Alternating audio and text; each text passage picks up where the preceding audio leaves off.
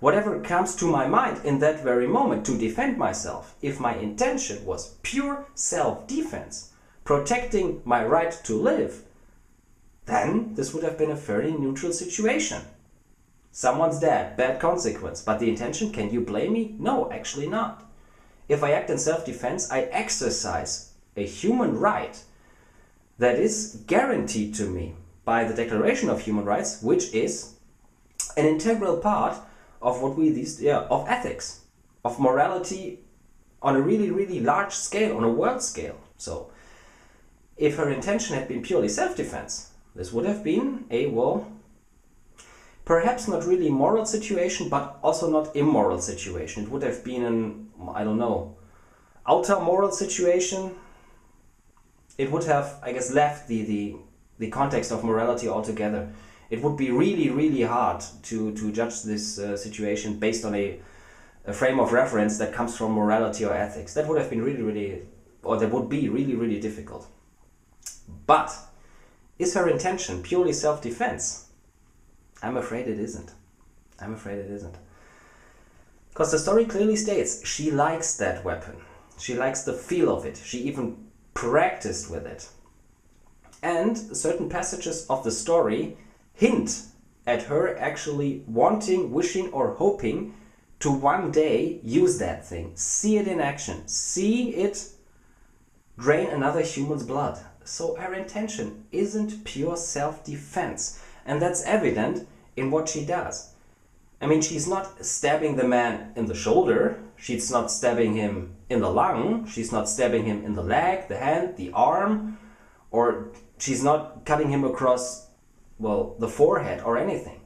There would have been a number of spots where she could have rammed that knife with all kind of malicious intent without actually killing him, but she didn't.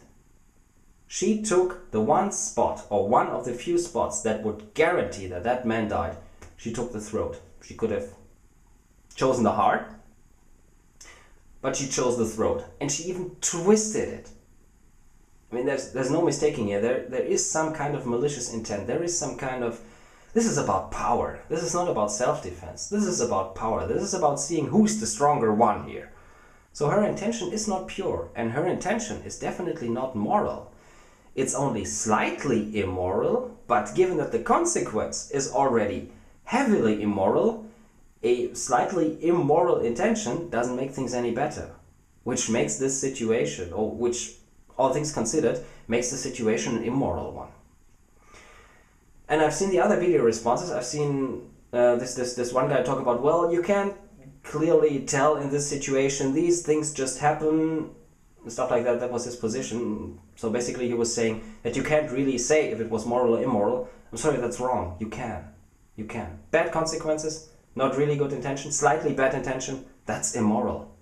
That's immoral. By all standards, by all ethical standards, that's immoral. If it isn't, well, if someone was actually saying this was moral, this was rightful, they live in a pretty fucked up social system, or, well, they still have some thoughts that need reiteration, that need to be changed. Then there is still another position. What about the things that happened prior to that situation? The story is quite clear here. It's also described in great detail why that young woman ended up being the way she was, the abuse. While that may lessen the immorality of the situation, while that may lessen the blame we can put on that young woman, it still doesn't make things moral. It doesn't. A human being is dead. For whatever reason, this is an immoral consequence. Her intention is also not moral, it's immoral. We can lessen the immorality of the situation by saying, well, she's only partly to blame because, well, her stepfather was an asshole, that made her change her character, that made her develop the motivation to exercise power in the first place. And this situation is about exercising power. Nobody who simply wants to defend themselves rams someone that knife in the throat and then turns it. Yeah, so this is about power. This is not about pure self-defense. The father played a role in it, or stepfather, sure, but still. That's not enough. That's not enough to make that moral. That's not even enough to make that neutral. Then there's also the person that got killed. I mean, it's a somewhat strange thing to do, to run after a woman who, well, is the type of woman of which you should be able to guess that she's armed, or at least, well, carries a protective or defensive device with her. I mean, she's described as a, well, beautiful person with a nice physique and a character that is rather attractive to most men, so this very person there should have been able to tell that she's the type that attracts a lot of men, and who attracts a lot of men, well, will sooner or later have to deal with a more persistent or, well, the not so nice kind of guy. Which makes it safe to assume that she carries some sort of protective device. Simply running after her in the middle of the night or in the dark, breathing heavily without saying a word and touching her on the shoulder. That's not a really intelligent thing to do. I mean, it should have been obvious that this could lead to a severe misunderstanding. So this man that unfortunately ended up killed should have at least been able to guess that she might employ pepper spray or something else against him. I mean, who would want to do that? Who would who would want to end up on the wrong side of a pepper spray tin? I mean, none of us would, right? So it's also partially the man's fault. He could have put more thought into it. He could have said, oh, I'm not going to run after that young woman. Not while it's still dark out there, and all things considered, not really good choice. There's a name on her card. Well, I'll just call her if she, well, has a cell phone. If she doesn't, I'll call her at home, and if not, I'll just leave a note here.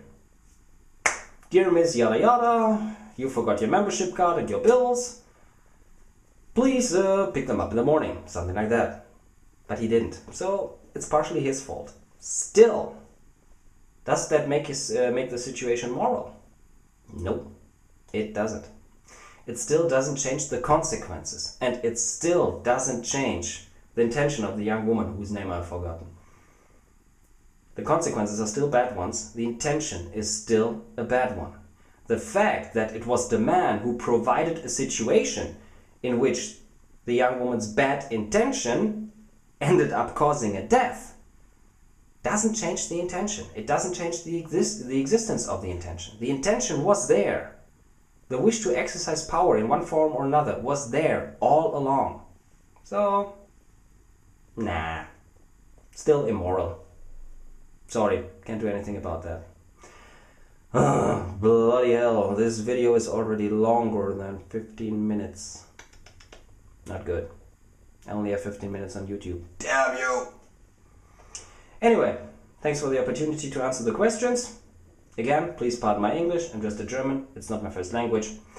And since it's already 9 in the evening here, sleep well, have a nice night.